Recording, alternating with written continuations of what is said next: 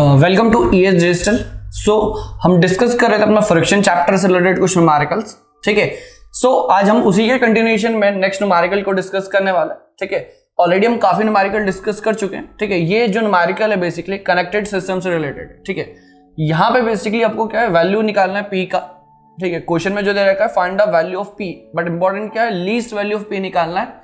ठीक है, क्योंकि यहाँ पे वेरिएशन जो एंगल थीटा दे रखा है, आपको यहाँ पे बेसिकली क्या है, लीस्ट वैल्यू कैसे पता चलेगा, थीटा के रेस्पेक्ट में। ठीक है, ये चीज का ध्यान रखना। तो लीस्ट वैल्यू ऑफ पी निकालना है, required to cause the motion impend the system. मतलब जो सिस्टम है, कनेक्टिंग बॉडीज, ये दो कनेक्ट 1 and 2 ब्लॉक से basically connected with a string. ठीक है, पूरा सिस्टम। तो आपको least value of force P बताना है जिससे पूरा सिस्टम इम्पेंडिंग मोशन कंडीशन में आ जाए। ठीक है, ये चीज का ध्यान रखना है। अब इंपॉर्टेंट क्या है कि पी का जो वैल्यू है बेसिकली डिपेंडेंट है थीटा पे। पी का वैल्यू जो है थीटा पर डिपेंडेंट है। तो फाइनली जब आप एक्सप्रेशन निकालोगे ना पी का, इन टर्म्स ऑफ थीटा मिलने वाला है, क्योंकि यहाँ पे थीटा अननोन है। ठीक है, तो आप क्या करोगे, पी का सपोज एक्सप्रेशन आ रहा है इन टर्म्स ऑफ थीटा, आप क्या करोगे, डायरेक्टली डिफरेंशिएट कर दोगे उस पर्टिकुलर एक्सप्रेशन को विद रिस्पेक्ट टू थीटा। जैसा आपको पता है मैक्सिमम मिनिमा के लिए हम करते ही हैं, तो थीटा के रेस्पेक्ट में डिफरेंशिएट करके आपको कुछ ना कुछ थीटा का एक वैल्यू मिलेगा, एंड उस पर्टिकुलर थीटा पे जो पी का वैल्यू आएगा वो लीस्ट आने वाला है। ठीक है, ये चीज का ध्यान रखना है। तो सिंपल है, बस इसमें क्या कनेक्टेड सिस्टम है। इससे पहले जो हमने केसेस डिस्कस किए थे, सिंपल एक बॉडी थी, उस पर डायरेक्टली फोर्सेस लग रहे थे, बट यहाँ पे एक सिस्टम आ गया, बेसिकली दो बॉडीज इन्वॉल्व है विद द स्ट्रिंग, दो बॉडीज का कनेक्शन है with the help of string, तो पूरा एक सिस्टम बन चुका है। ठीक है, तो पी फोर्स का वैल्यू निकालना, सिंपली आप क्या करोगे, इक्विलिब्रियम इक्वेशंस लगाओगे, directly impending motion condition question में आपको स्पेसिफाई कर रखा है, तो आप डायरेक्टली फ्रिक्शनल फोर्स का वैल्यू म्यू इनटू एन रख सकते हो। ठीक है, याद रखना हमेशा, कई बार हम रिपीट कर चुके इस बात को कि इंपेंडिंग मोशन कंडीशन जैसे ही आपको पता चलता है क्वेश्चन में गिवन है, देन आप फ्रिक्शनल फोर्स का वैल्यू जो होगा directly mu into n directly apply कर सकते हो। ठीक है, ये चीज का ध्यान रखना। अब सबसे पहला स्टेप जो होता है वो फ्री बॉडी डायग्राम बनाना होता है। इन इंजीनियरिंग मैकेनिक्स कोई भी न्यूमेरिकल है, आप सबसे पहले क्या करोगे, फ्री बॉडी डायग्राम को बनाओगे। ठीक है, तो सबसे पहले फ्री बॉडी डायग्राम की अगर मैं बात करूं तो आप बना सकते हो ब्लॉक 1 का। सबसे पहले हम ब्लॉक 1 को कंसीडर करते हैं। ठीक है, सपोज ब्लॉक 1 के बारे में अगर मैं बात करूं, ठीक है, ब्लॉक 1 से डिनोट कर रखा है, आपको इंडिविजुअली दोनों का वेट दिया है। ब्लॉक 1 का वेट 840 न्यूटन है, W2 जो है आपको 560 न्यूटन गिवन है। तो अगर ब्लॉक 1 के लिए आप अगर फ्री बॉडी डायग्राम बनाओगे तो कुछ इस तरीके से बनने वाला है। ठीक, अच्छा, मोशन फोर्स इधर की तरफ लग रहा है, तो ऑब्वियसली बात है टेंडेंसी इसकी ब्लॉक की अप जाने की होगी ऑब्वियसली, और सेकंड ब्लॉक की बात करूं तो टुवर्ड्स राइट जाने की टेंडेंसी होगी।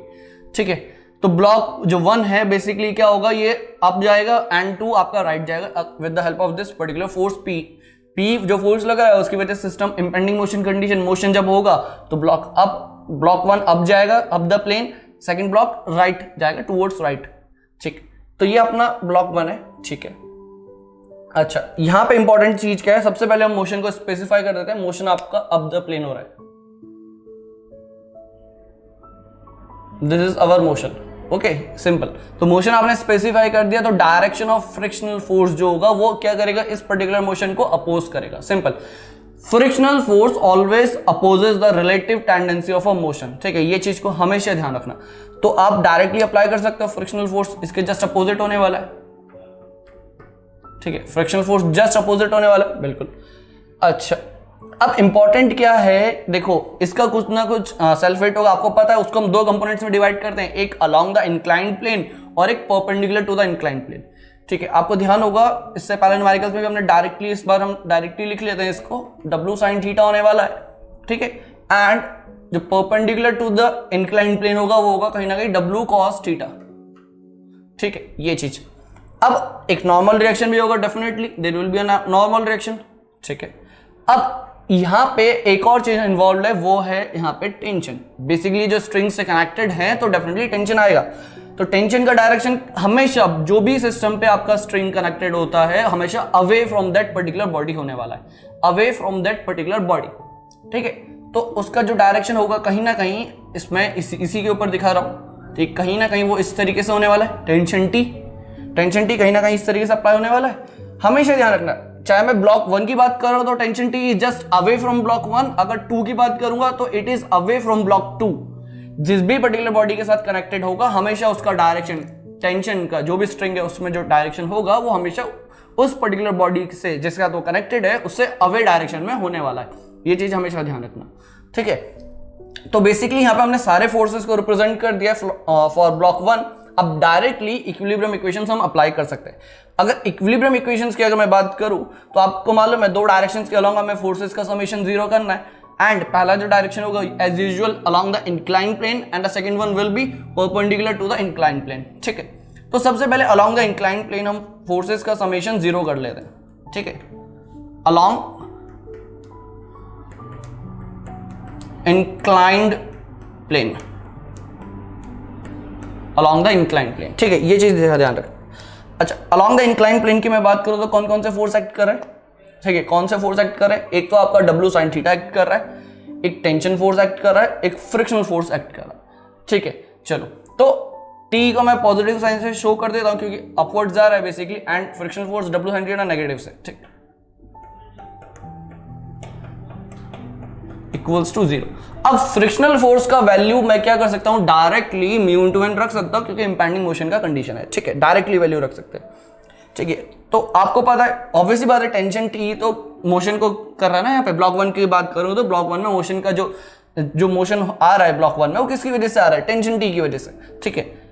ये चीज का ध्यान रखना। अब फ्रिक्शनल फोर्स है, देखो T का जो वैल्यू आप यहां से फाइंड आउट कर सकते हो। W आपको ऑलरेडी गिवन है, ठीक है। W की बात करूं तो 840 आपको ऑलरेडी गिवन है। अच्छा, साइन थीटा एंगल 60 डिग्री, यहां पे इंक्लाइन प्लेन का एंगल तो गिवन है साइन 60, ठीक है, minus frictional force mu into n equals to 0।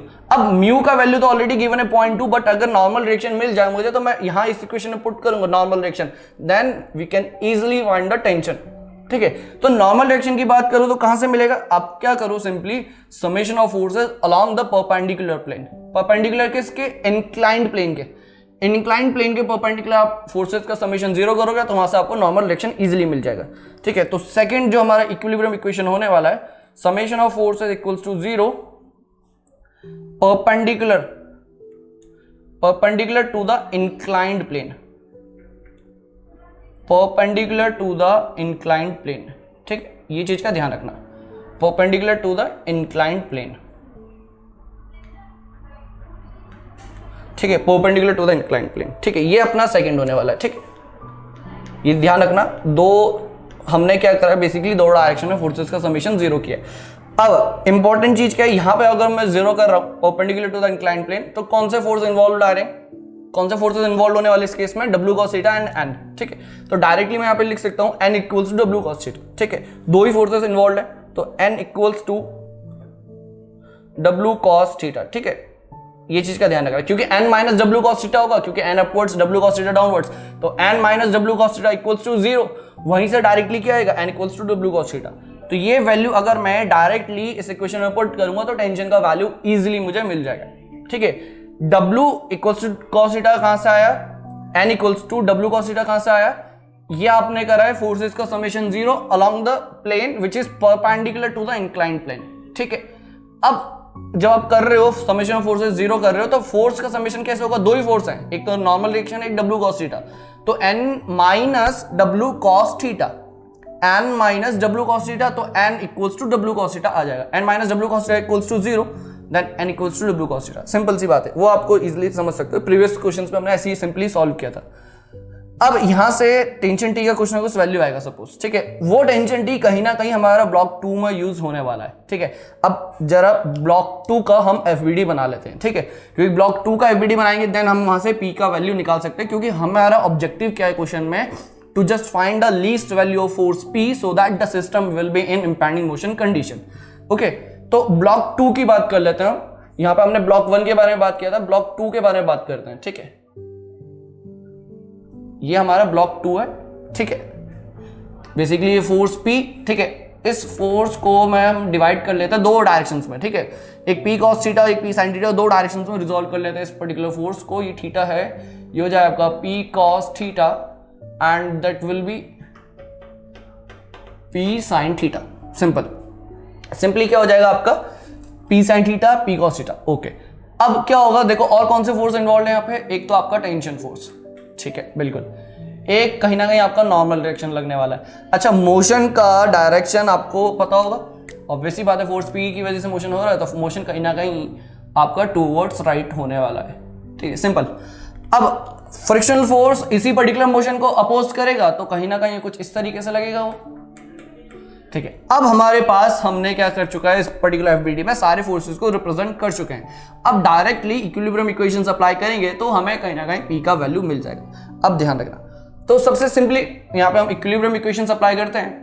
summation of forces equals to 0, summation of forces equals to 0 along the horizontal direction and vertical direction।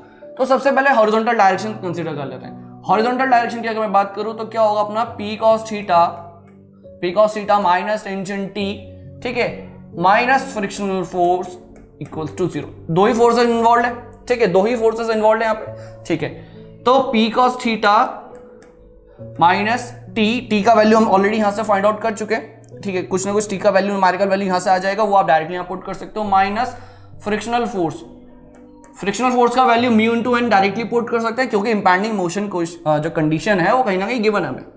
Directly impending motion का case हमें given है तो मैं directly mu N रख सकता हूं, जैसे हमने प्रीवियस ब्लॉक 1 में रखा। ठीक है, अब अगेन चीज एन का वैल्यू मिल जाए तो यहां से मुझे पी का वैल्यू मिल जाएगा। तो सेकंड जो मैं समेशन ऑफ फोर्स 0 करने वाला हूं अलॉन्ग वर्टिकल डायरेक्शन। ठीक है, सिंपल मैं यहां पे लिख लेता हूं वर्टिकल। ठीक है, इससे पहले हमने किस में रखा था, हॉरिजॉन्टल, सिंपली हॉरिजॉन्टल। अब ध्यान देना, वर्टिकल में क्या होगा, आपको ध्यान रखो यहां पे दो फोर्सेस इन्वॉल्व है, एक तो नॉर्मल डायरेक्शन और एक पी साइन थीटा। ठीक है, एक नॉर्मल फोर्स और एक पी साइन थीटा, और कोई फोर्स इन्वॉल्व है नहीं यहाँ पे, और कोई फोर्स इन्वॉल्व नहीं है। तो सिंपली आपको यहाँ पे क्या रखना है, दूसरा क्या होगा, एक और फोर्स यहाँ पे बेसिकली इन्वॉल्व होने वाला है, ब्लॉक 2 का वेट। ब्लॉक 2 का वेट जो होगा कहीं ना कहीं आपका डाउनवर्ड एक्ट करेगा, W2। ठीक है, तो वर्टिकल फोर्सेस में बेसिकली देखो आप क्या होगा, N plus P sine theta minus W2। ठीक है, यहां से आपके पास N का वैल्यू, यहां से बेसिकली क्या होगा, N का वैल्यू मिल जाएगा कहीं ना कहीं। ठीक है, आपको N का वैल्यू जो मिलेगा वो मिलेगा आपको W2 minus P sine theta. ठीक है, आपको W2 का वैल्यू ऑलरेडी गिवन है 560 न्यूटन। ठीक है, 560 न्यूटन ऑलरेडी क्वेश्चन में आपको गिवन है। आप N का वैल्यू डायरेक्टली पुट करोगे यहां पे, आप n का वैल्यू डायरेक्टली इस पर्टिकुलर इक्वेशन में पुट करोगे तो आपको कहीं ना कहीं p का वैल्यू मिल जाएगा। ठीक है, p का कुछ ना कुछ एक एक्सप्रेशन मिलने वाला है in terms of theta, in terms of theta, कहीं ना कहीं आपको p का जो एक एक्सप्रेशन है मिलने वाला है इन टर्म्स ऑफ थीटा। अब इंपॉर्टेंट क्या है, देखो इंपॉर्टेंट क्या है, आपने n का वैल्यू क्या करा, आपने क्या करा, इस पर्टिकुलर n का जो वैल्यू आया है इसको डायरेक्टली आपने इस इक्वेशन में पुट करा। ठीक है, आपने इस n की वैल्यू को डायरेक्टली इस इक्वेशन में पुट करोगे तो आपको कहीं ना कहीं p का वैल्यू मिलने वाला है। ठीक है, क्योंकि देखो t का न्यूमेरिकल वैल्यू यहां से सॉल्व हो जाएगा, वो न्यूमेरिकल वैल्यू आप डायरेक्टली यहां पे पुट करोगे। n को आपने रिप्लेस कर दिया इस पर्टिकुलर वैल्यू से, तो क्वेश्चन में सिर्फ p है and theta, p and theta, बाकी सब न्यूमेरिकल, बाकी और कोई अननोन नहीं है। मतलब आपको कंप्लीटली अगर आप n का वैल्यू, ये जो एक्सप्रेशन है n का, W2 आपको ऑलरेडी गिवन है 560। ठीक है, ये सब वैल्यू आप इसमें पुट करोगे n का, तो आपको p का जो एक्सप्रेशन मिलेगा इन टर्म्स ऑफ थीटा मिलने वाला है, only in terms of theta only, specify कर देते हैं यहाँ पे only in terms of theta only. अब अगर यहाँ पे आपको p का एक्सप्रेशन मिला इन टर्म्स ऑफ थीटा तो आप क्या करोगे, आपको लीस्ट वैल्यू चाहिए, मैक्सिमम मैथमेटिक्स जस्ट आप क्या करोगे, इसको डिफरेंशिएट कर दोगे विद रिस्पेक्ट टू थीटा, आपको वहां से एक कंडीशन मिलेगी। कंडीशन बेसिकली आपको एक थीटा का वैल्यू मिलने वाला है। बेसिकली एक कंडीशन क्या है, मतलब कंडीशन बोलने का मतलब सिंपली आपको एक थीटा का वैल्यू मिलेगा, और उस पर्टिकुलर थीटा की वैल्यू पे आपका जो पी का वैल्यू आएगा वो क्या आएगा, minimum, that means it is a least value of force P. ठीक है, तो बहुत ही सिंपल सी बात है, आपने फाइनली यहाँ पे पी का एक एक्सप्रेशन निकाला इन टर्म्स ऑफ थीटा, आप उसको डिफरेंशिएट करोगे सिंपल मैथमेटिक्स से, मैक्सिमम मिनिमम वाली जो कंडीशंस होती है, आप क्या करोगे, इस पर्टिकुलर एक्सप्रेशन को डिफरेंशिएट करोगे with respect to theta, and finally आपको थीटा का एक वैल्यू मिलेगा, and that will be your condition, जो थीटा मिल रहा है वो बेसिकली क्या एक कंडीशन है, और उस पर्टिकुलर थीटा की वैल्यू पे पी का जो वैल्यू आएगा, आप थीटा यहां से जब सॉल्व करोगे ना, differentiate with respect to theta करके एक थीटा का वैल्यू आएगा, उस थीटा को इस पर्टिकुलर इस एक्सप्रेशन में पुट करोगे, थीटा का वैल्यू आया, उसको इस पर्टिकुलर एक्सप्रेशन में आपने पुट किया, तो एक फाइनली पी का वैल्यू मिलने वाला है, and that will be your least value of force P.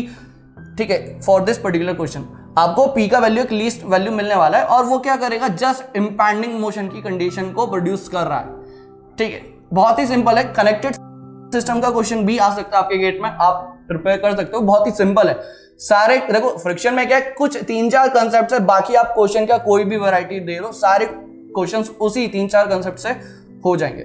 बस आपको कंसेप्ट जो फंडामेंटल है वो स्ट्रांग है ना, आप क्वेश्चन का कोई भी वैरायटी लेकर आओ, आप इजीली कर लोगे, क्योंकि कंसेप्ट कहीं ना कहीं आपका स्ट्रांग है, तो आप हर सिचुएशंस में उसको अप्लाई कर सकते हो। ठीक है, अब इंपॉर्टेंट है कि वो कॉन्फिडेंस आपके अंदर आना चाहिए कि आप कोई भी क्वेश्चन है आप उसको कैसा भी करके सॉल्व कर सकते हो with the help of your concepts.